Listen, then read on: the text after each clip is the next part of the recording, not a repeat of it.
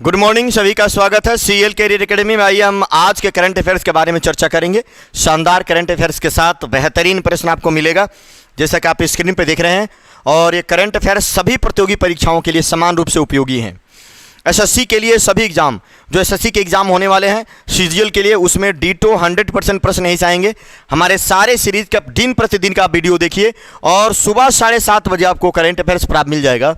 प्रतिदिन सुबह 7:30 बजे आप करंट अफेयर्स देख सकते हैं हमारे चैनल पर, सुबह 7:30 पर 7:30 AM 7:30 AM पर आपको सीएल कैरियर एकेडमी के चैनल पर आपको दिन प्रतिदिन शानदार क्वेश्चन, उसके साथ साथ उसके एक्सप्लेनेशन, स्ट्रैटेजी के राष्ट्रीय अंतर्राष्ट्रीय खबरों पर आधारित विभिन्न प्रकार के प्रश्न मिलेंगे, जो परीक्षा के लिए बिल्कुल सेलेक्टेड और पॉइंटेड है। तो आप इसको जरूर करेंगे। सीएल कैरियर एकेडमी आपको मुफ्त में यह करंट अफेयर्स प्रोवाइड करवाता है। और हमारे सीएल कैरियर एकेडमी के चैनल पर सभी सब्जेक्ट के प्रैक्टिस करवाए जाते हैं। जीके के सभी प्रश्न आपको प्रैक्टिस करवाए जा रहे हैं। दिन प्रतिदिन आप प्रैक्टिस करिए, उसके साथ बहुत सारे प्रश्न जानिए जो आपका परीक्षा के लिए महत्वपूर्ण होगा। तो चलिए हम करंट अफेयर्स की शुरुआत करते हैं। आज का हमारा पहला प्रश्न है, किस राज्य की सरकार ने किसानों के लिए एक साझा क्रेडिट पोर्टल सफल की शुरुआत की है? साझा क्रेडिट पोर्टल सफल की शुरुआत की है। आपको बताना है कौन सा पोर्टल? सफल। साझा क्रेडिट पोर्टल सफल की शुरुआत की है। पूछा जा रहा है किस राज्य की सरकार ने किसान, बिहार, ओडिशा, उत्तर प्रदेश या पंजाब? इसका क्या उत्तर होगा? तो आप देखेंगे इसका जो है सही उत्तर जो होगा वह होगा ओडिशा की सरकार के द्वारा किया गया है। उड़ीसा की सरकार। तो इसका सही जवाब आपके पास होगा उड़ीसा की सरकार। सही जवाब है ओडिशा की सरकार के द्वारा यह किया गया है। क्या? सफल। अब इसका क्या मतलब है?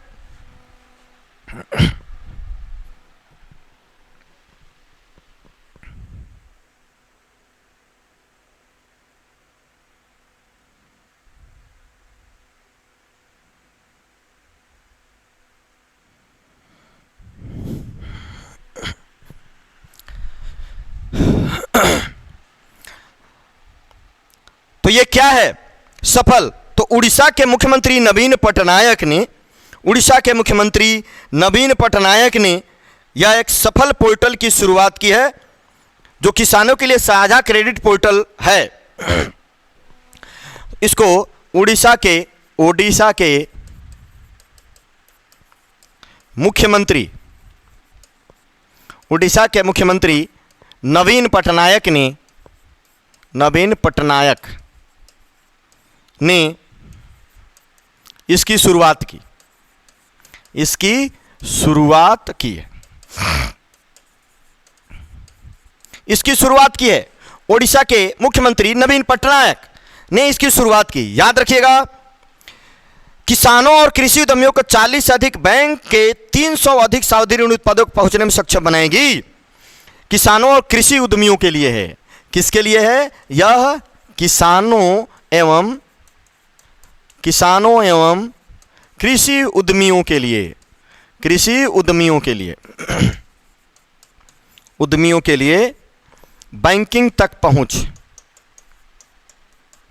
बैंकिंग तक पहुंच बनाने, 40 से अधिक बैंकों तक पहुंच बनाने और 300 से अधिक सावधि ऋण उत्पादों तक पहुंचने में सक्षम बनाएगी। तो इस तरह यह एक पोर्टल है जो किसानों और कृषि उद्यमियों के लिए ऋण प्रावधानों में क्रांति ला सकता है। उद्यमियों के लिए बैंकिंग तक पहुंच, खास करके इसमें ऋण के लिए आसानी से ऋण लिया जा सकता है बैंकों के थ्रू। इसीलिए सफल पोर्टल की शुरुआत की गई है उड़ीसा के मुख्यमंत्री नवीन पटनायक के द्वारा। अच्छा, उड़ीसा के राज्यपाल कौन है? आप बताएंगे उड़ीसा के राज्यपाल कौन हैं? गणेशी लाल। उड़ीसा के राज्यपाल की अगर हम बात करें, राज्यपाल तो ये हैं गणेशी लाल। गणेशी लाल है ना, याद रखेंगे, उड़ीसा के राज्यपाल हैं। उड़ीसा में ही भितरकनिका राष्ट्रीय उद्यान है। उड़ीसा में ही महानदी पर बना हुआ सबसे लंबा बांध कौन सा है? बताइए।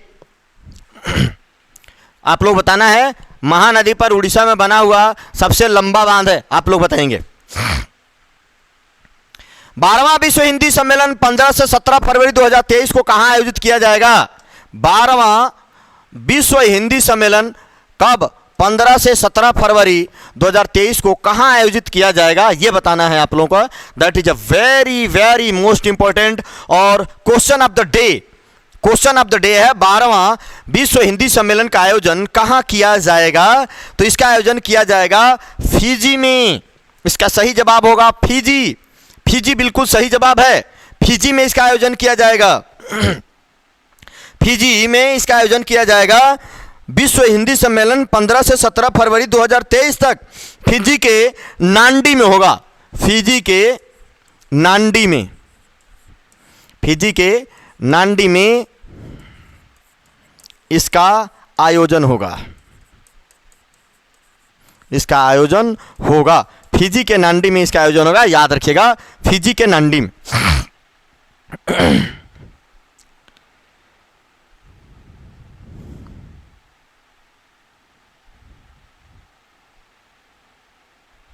इसका आयोजन विदेश मंत्रालय और फिजी सरकार के सहयोग से किया जा रहा है।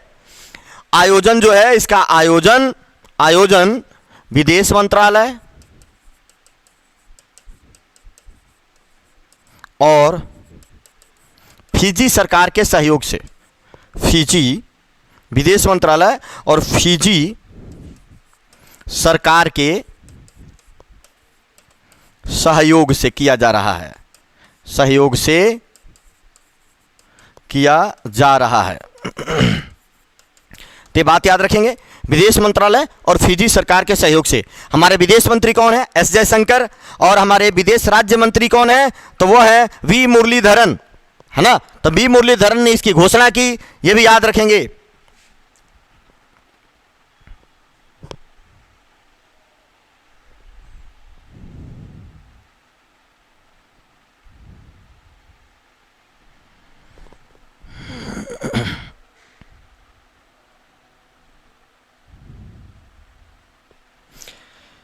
अब एक चीज यहां है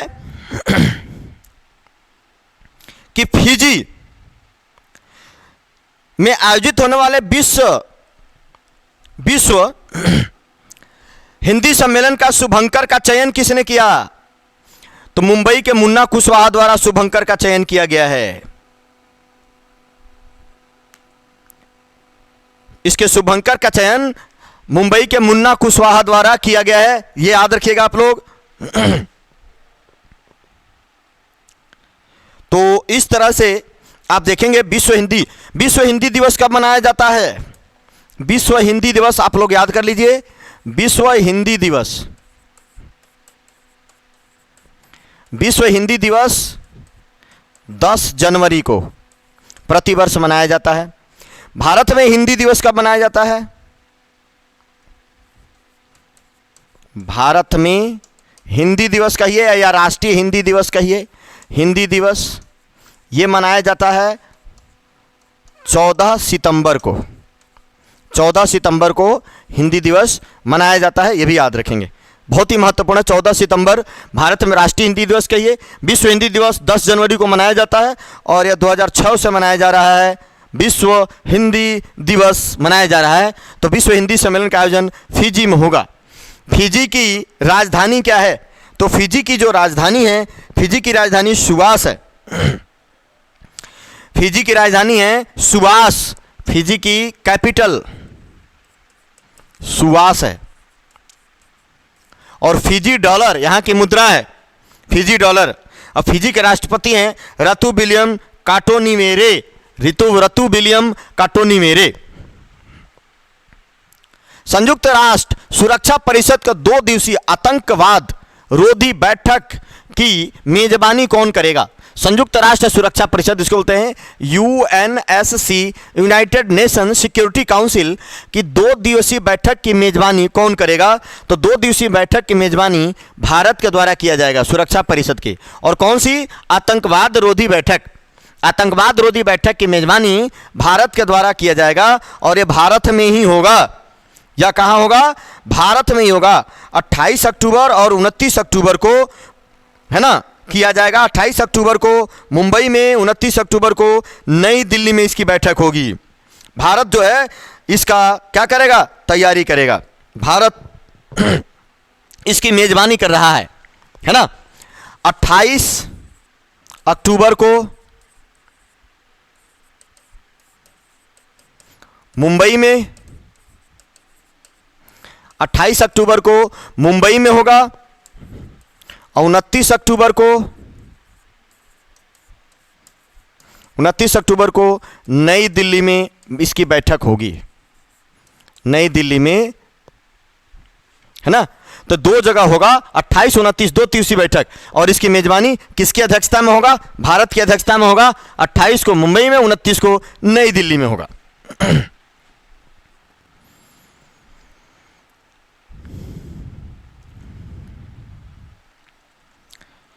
मुंबई में 26/11 स्मारक पर विदेश मंत्री डॉक्टर जयशंकर भी मौजूद हैं। विदेश मंत्री डॉक्टर जयशंकर ने मुंबई के ताजमहल पैलेस होटल में 26/11 स्मारक पर पुष्पांजलि भी अर्पित की है। तो ध्यान रखिएगा, बहुत ही महत्वपूर्ण प्रश्न होगा। यूएनएससी में कर रहे हैं, संयुक्त राष्ट्र सुरक्षा परिषद,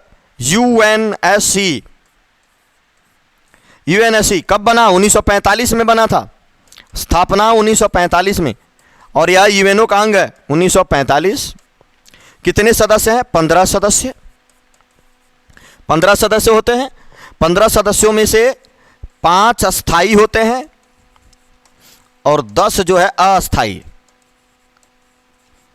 और 10 अस्थाई सदस्यों का जो कार्यकाल होता है, 10 अस्थाई सदस्यों का कार्यकाल 2 वर्ष का होता है, 2 वर्ष का होता है। भारत 2021 और 2022 के लिए 8वीं बार इसका अस्थाई सदस्य बना है। 5 अस्थाई सदस्यों में कौन कौन है, यूएसए, रूस, चीन, ब्रिटेन और फ्रांस। यूएसए, रूस, चीन, ब्रिटेन, फ्रांस 5 अस्थाई सदस्य हैं, 10 अस्थाई सदस्य हैं और अस्थाई सदस्यों का कार्यकाल 2 वर्ष का होता है। भारत 8वीं बार इसमें 2021 और 2022 के लिए चुना गया है। तो याद रखिएगा, संयुक्त राष्ट्र सुरक्षा परिषद, दुनिया का पुलिस भी इसको कहा जाता है। हाल ही में जारी रिपोर्ट के मुताबिक दुनिया के 10 सबसे व्यस्त हवाई अड्डों की सूची में इंदिरा गांधी अंतर्राष्ट्रीय हवाई अड्डा कौन से स्थान पर है। दुनिया के 10 सर्वाधिक व्यस्त हवाई अड्डों की सूची में इंदिरा गांधी अंतर्राष्ट्रीय हवाई अड्डा कौन से स्थान पर है। That is a very very most important प्रश्न है। कौन से नंबर पर है, तो इसका उत्तर हो जाएगा 10वें नंबर पर आएगा। कौन से नंबर पर आएगा, ये 10वें नंबर का आएगा, 10वां नंबर अंतर्राष्ट्रीय। पहली बार ये टॉप 10 में दुनिया के 10 सबसे व्यस्त हवाई अड्डों की सूची में इंदिरा गांधी एयरपोर्ट आया हुआ है। अब यह रिपोर्ट किसने जारी की, तो वैश्विक यात्रा से संबंधित आंकड़ा उपलब्ध कराने वाली संस्था ऑफिशियल एयरलाइन गाइड के द्वारा, ऑफिशियल एयरलाइन गाइड ने रिपोर्ट जारी की है और इसी रिपोर्ट के अनुसार इंदिरा गांधी अंतर्राष्ट्रीय हवाई अड्डा जो है 10 सबसे व्यस्त हवाई अड्डों में 10वें नंबर पर है। तो पहले नंबर पर कौन सा हवाई अड्डा सबसे व्यस्त है, पहले नंबर पर कौन है, तो पहले नंबर पर है हार्ट्सफील्ड जैक्सन का अटलांटा अंतर्राष्ट्रीय हवाई अड्डा। अक्टूबर में सबसे व्यस्त हवाई अड्डा रहा है, पहला, है ना,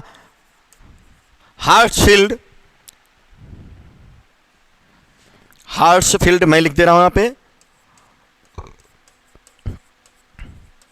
हार्ट्सफील्ड जैक्सन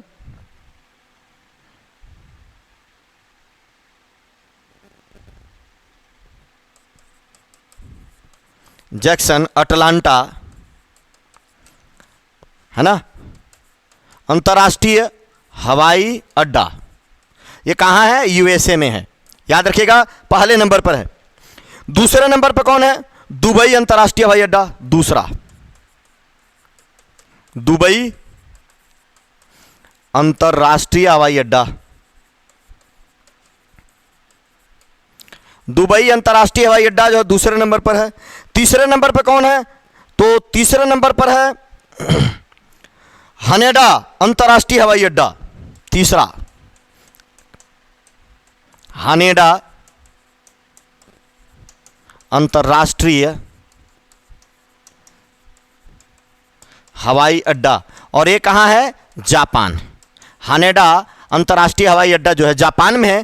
तो पहला हार्ट्सफील्ड जैक्सन अटलांटा हवाई अड्डा अमेरिका, दूसरे नंबर पर दुबई अंतर्राष्ट्रीय हवाई अड्डा, तीसरे नंबर पर टोक्यो में जापान। जापान का हानेडा जो है ये टोक्यो में है, टोक्यो शहर में है जापान के, तो तीसरे नंबर पर है। जबकि इंदिरा गांधी एयरपोर्ट 10वें नंबर पर है। तो वेरी वेरी मोस्ट इंपॉर्टेंट हवाई अड्डों के इसके बारे में दिया गया है 10 सबसे बेहतरीन अंतर्राष्ट्रीय हवाई अड्डा। चलिए, किसी ने जारी किया, ये नाम भी याद रखेगा, अक्टूबर महीने का है। आकाश फॉर लाइफ, देखो आकाश फॉर लाइफ एक 3 दिवसीय अंतरिक्ष सम्मेलन का आयोजन कहां किया जाएगा? आकाश फॉर लाइफ एक 3 दिवसीय अंतरिक्ष सम्मेलन का आयोजन कहां किया जाएगा? तो इसका आयोजन जो है किया जाएगा, आप लोग उत्तर बताइए एक बार, इस कहां किया जाएगा? तो इसको किया जाएगा देहरादून। इसका सही उत्तर हो जाएगा देहरादून। और देहरादून कहां है? उत्तराखंड में। उत्तराखंड, देहरादून उत्तराखंड में किया जाएगा। महत्वपूर्ण प्रश्न, 3 दिवसीय अंतरिक्ष सम्मेलन विचार के सभी स्कूलों को विस्तारित एकीकरण माध्यम से पारंपरिक आधुनिक ज्ञान के समीक्षण प्रदर्शित करेगा। यह निर्णय केंद्रीय राज्य मंत्री, स्वतंत्र प्रभार विज्ञान और प्रौद्योगिकी राज्य मंत्री, पृथ्वी विज्ञान मंत्री, लोक शिकायत, पेंशन, परमाणु ऊर्जा और अंतरिक्ष और डॉक्टर जितेंद्र सिंह द्वारा लिया गया है। यह आयोजन 5 नवंबर से 7 नवंबर 2022 तक होगा। आयोजन कब से कब तक होगा? 5 नवंबर से 7 नवंबर तक 2022, 5 से 7 नवंबर 2022 तक, है ना, यह निर्णय लिया है ना। पृथ्वी विज्ञान राज्य मंत्री डॉक्टर जितेंद्र सिंह, डॉक्टर जितेंद्र सिंह, इनके पास कई मंत्रालय हैं। पृथ्वी विज्ञान मंत्रालय, पृथ्वी विज्ञान मंत्रालय, पेंशन मंत्रालय, है ना, इन सब के पार है। डॉक्टर जितेंद्र सिंह ने यह निर्णय लिया, इसकी घोषणा की कि देहरादून में 5 नवंबर से 7 नवंबर 2022 तक एक 3 दिवसीय अंतरिक्ष कार्यक्रम का आयोजन आकाश फॉर लाइफ होगा देहरादून में। याद रखिए, that is a very very most important है देहरादून। भारतीय वन अनुसंधान संस्थान देहरादून में है। एक और प्रश्न जान लीजिए, भारतीय वन अनुसंधान संस्थान,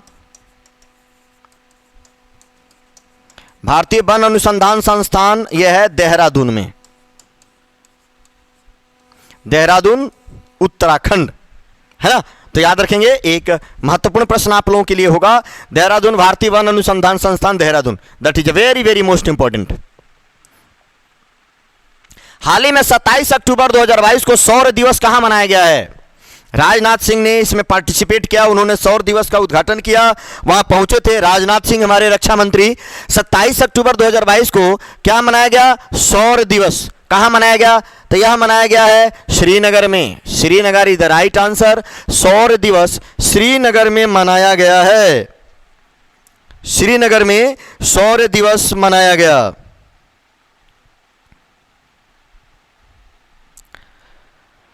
रक्षा मंत्रालय ने 1947 में बड़गाम हवाई अड्डे पर भारतीय सेना का हवाई लैंडिंग ऑपरेशन के 75वें वर्ष के उपलक्ष्य में, है ना, 1947 के बड़गाम हवाई अड्डे पर भारतीय सेना के हवाई लैंडिंग ऑपरेशन के 75वें वर्ष के उपलक्ष्य में 27 अक्टूबर 2022 को श्रीनगर जम्मू कश्मीर में सौर दिवस समारोह का आयोजन किया, है ना। 1947 के बड़गाम हवाई अड्डे पर 1947 के बड़गाम हवाई अड्डे पर, बड़गाम हवाई अड्डे पर भारतीय सेना के हवाई लैंडिंग, भारतीय सेना के हवाई लैंडिंग के, भारतीय सेना के हवाई लैंडिंग ऑपरेशन के, हवाई लैंडिंग ऑपरेशन के 75 वर्ष पूरे होने के उपलक्ष्य में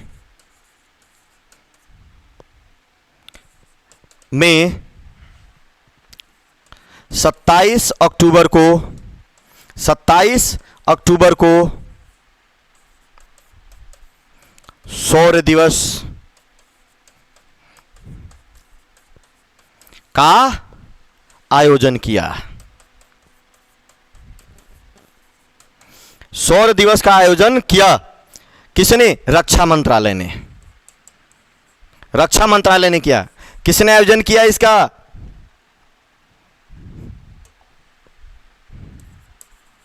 रक्षा मंत्रालय ने, है ना। 1947 का, ये ध्यान रखिएगा, 1947 के बड़गाम हवाई अड्डे पर भारतीय सेना का हवाई लैंडिंग ऑपरेशन के 75 वर्ष पूरे होने पर के उपलक्ष्य में जम्मू कश्मीर के श्रीनगर में शौर्य दिवस का आयोजन किया गया। राजनाथ सिंह ने आजादी का अमृत महोत्सव के हिस्से के रूप में आयोजित किया गया था। ध्यान रखेंगे। 27 अक्टूबर 1947 को भारतीय वायुसेना द्वारा भारतीय सेना को एयरलिफ्ट कर जम्मू कश्मीर के बड़गाम हवाई अड्डे पर उतारा गया था। भारतीय सेना को एयरलिफ्ट कर जम्मू कश्मीर के बड़गाम हवाई अड्डे पर उतारा गया था।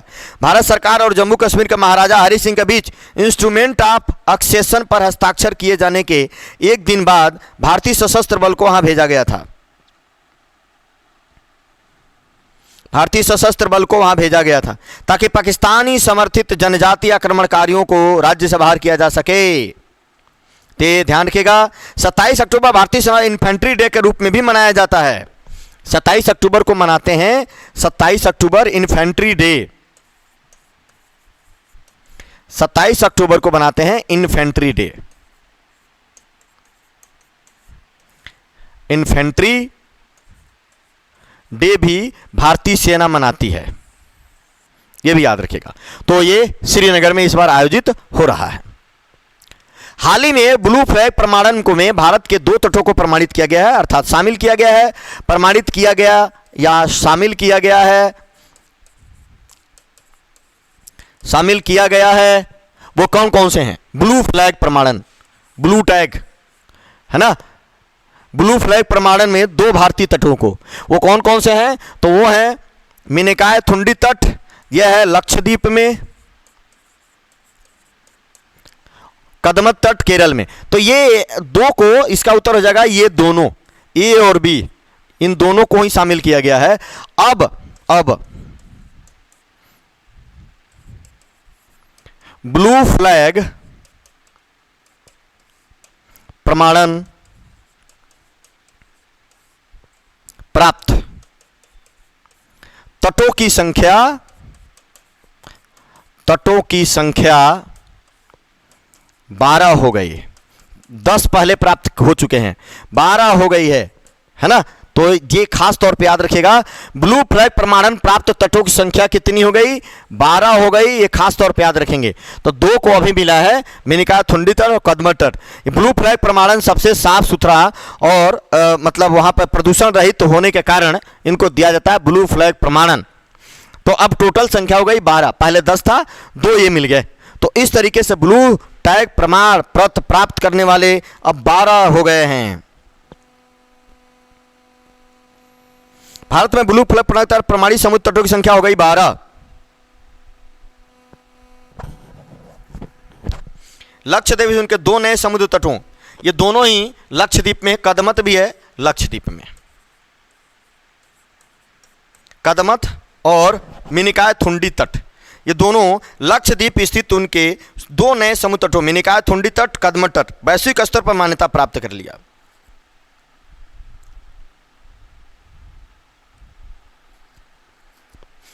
है ना। तो यहां पर बहुत सारे जो है बेहतरीन और जलवायु साफ सुथरा सब कुछ यहां पर बेहतरीन तरीके से इसीलिए इनको दिया गया। तो इसका उत्तर हो जाएगा ये दोनों। संयुक्त राष्ट्र की वायु परिवहन समिति के अध्यक्ष के रूप में किसको नियुक्त किया गया है? संयुक्त राष्ट्र यूएनओ की वायु परिवहन समिति के अध्यक्ष के रूप में किसको नामित किया गया है? तो इसका उत्तर हो जाएगा, आप लोग देखें इसका क्या उत्तर होगा। इसका उत्तर होगा Shefali Juneja. Shefali Juneja is the right answer. इसका उत्तर हो जाएगा ए, शेफाली जुनेजा। शेफाली जुनेजा इसका सही उत्तर। अंतर्राष्ट्रीय नागरिक उड्डयन संगठन में भारत की प्रतिनिधि शेफाली जुनेजा को संयुक्त राष्ट्र की विशेष विमानन एजेंसी की वायु परिवहन समिति के अध्यक्ष के रूप में चुना गया है। भारतीय राजस्व सेवा आयकर संवर्ग के 1992 बैच के अधिकारी जुनेजा को ICAO में शामिल होने से पहले नागरिक उड्डयन मंत्रालय में संयुक्त सचिव के रूप में भी काम किया है इन्होंने।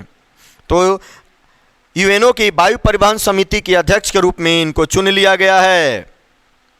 भारत ने 28 साल बाद इसमें स्थान हासिल किया है। भारत 28 साल बाद, भारत 28 साल बाद पुनः शामिल हुआ है, पुनः अध्यक्ष बना है। 28 साल बाद पुनः शामिल हुआ, पुनः इसका अध्यक्ष बना है। पुनः शामिल नहीं, इसको कहेंगे पुनः अध्यक्ष बना।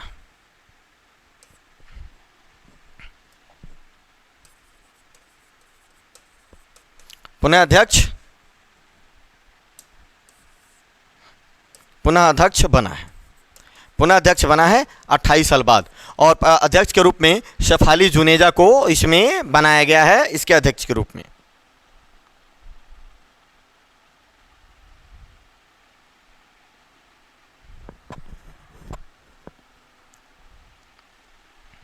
चलिए अगला प्रश्न। हाल ही में किस राज्य या केंद्र शासित प्रदेश में समृद्धि योजना शुरू की गई है? किस राज्य या केंद्र शासित प्रदेश में समृद्धि योजना शुरू की गई है? समृद्धि योजना तो यह शुरू किया गया है दिल्ली में। दिल्ली में समृद्धि योजना शुरू की गई है। Delhi is the right answer. Delhi में समृद्धि योजना। दिल्ली नगर निगम चुनाव से पहले अधिकृत और नियमित कॉलोनियों को बड़ा तोहफा दिया है। इन कॉलोनियों में रहने वाले मालिकों को 6 और 7 साल का बकाया संपत्ति जमा करने पर बीते 12 और 11 साल के बकाये के साथ जुर्माना आदि सब माफ हो जाएगा। ये कहा गया है कि जितने भी अधिकृत और नियमित कॉलोनियों में रहने वाले जो भी संपत्ति मालिक हैं, उनको 6 और 7 साल का बकाया संपत्ति जमा करने पर बीते 12 और 11 साल का बकाये के साथ जुर्माना आदि सब माफ हो जाएगा, है ना। तो इसलिए दिल्ली के उपराज्यपाल विनय कुमार सक्सेना ने इसकी घोषणा की। समृद्धि 2022-23 का सुनिश्चित करने के लिए ये योजना लॉन्च की है ना। तो नगर निगम के कॉलोनियों में रहने वाले लोगों के लिए ये योजना है। दिल्ली के उपराज्यपाल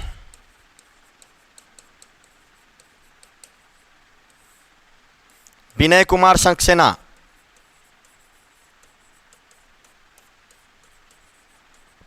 विनय कुमार सक्सेना याद रखिएगा। मुख्यमंत्री अरविंद केजरीवाल यह दिल्ली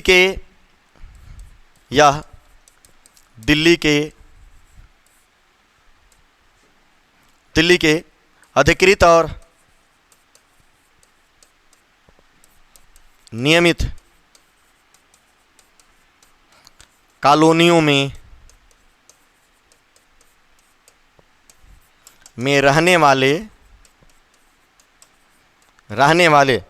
कॉलोनी में रहने वाले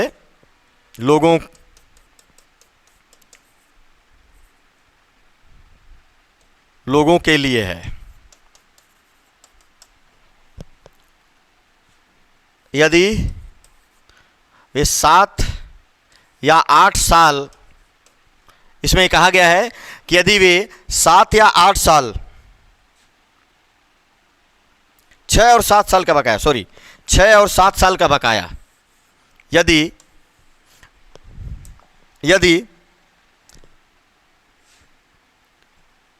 इस कॉलोनी में रहने वाले मालिक कॉलोनियों में रहने वाले मालिक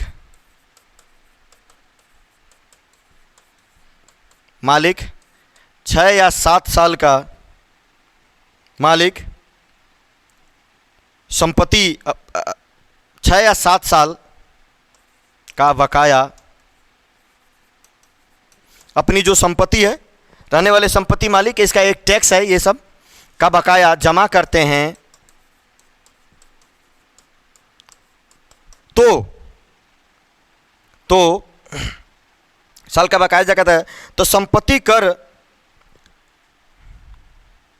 6 या 7 साल का संपत्ति कर का बकाया जमा करते हैं। इसे लिख लें, 6 या 7 साल का संपत्ति कर बकाया जमा करते हैं। संपत्ति कर का बकाया जमा करते हैं तो उनको क्या किया दिया जाएगा, तो बीते 12 और 11 साल के बकाये के साथ जुर्माना माफ हो जाएगा। तो बीते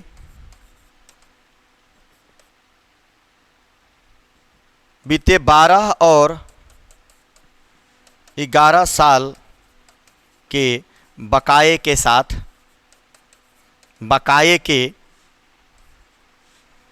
साथ जुर्माना माफ हो जाएगा, जुर्माना माफ होगा। तो यही इसकी योजना है। तो ये थोड़ा सा मैंने यहां लिख दिया। दिल्ली नगर निगम में अधिकृत या नियमित कॉलोनियों में रहने वाले जो भी संपत्ति मालिक हैं, उन संपत्ति मालिक अगर 6 या 7 साल का, 6 या 7 साल का, यहाँ साल होगा, 6 या 7 साल का अपने संपत्ति कर का बकाया जमा करते हैं तो उनको बीते 12 और 11 साल के बकाये के साथ जुर्माना माफ होगा। तो इसीलिए इसी को लिया है समृद्धि योजना, है ना, और दिल्ली के लिए किया गया है। International federation of film critics ने किस फीचर फिल्म को, देख लेना, international federation of film critics ने किस फीचर फिल्म को सर्वकालीन श्रेष्ठ भारतीय फिल्म घोषित किया है, सर्वकालीन सर्वश्रेष्ठ फिल्म घोषित किया है? तो इसका उत्तर हो जाएगा पाथेर पंचाली। इसका क्या उत्तर होगा? Pather Panchali is the right answer. इसका उत्तर हो जाएगा ए, पाथेर पंचाली। और पाथेर पंचाली जो फिल्म है, यह फिल्म सत्यजीत रे की है। सत्यजीत रे द्वारा बनाई गई है। तो सर्वश्रेष्ठ भारतीय फिल्म बताई गई है। International federation of film critics ने, है ना, क्या किया है, पाथेर पंचाली को सर्वकालीन सर्वश्रेष्ठ भारतीय फिल्म घोषित किया है। यह बात याद रखना है, that is a very very most important.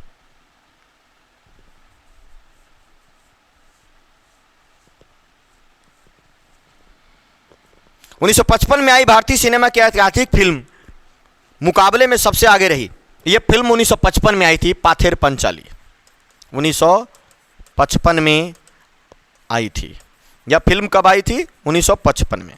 और किसने बनाई थी? सत्यजीत रे के द्वारा यह फिल्म बनाई गई थी।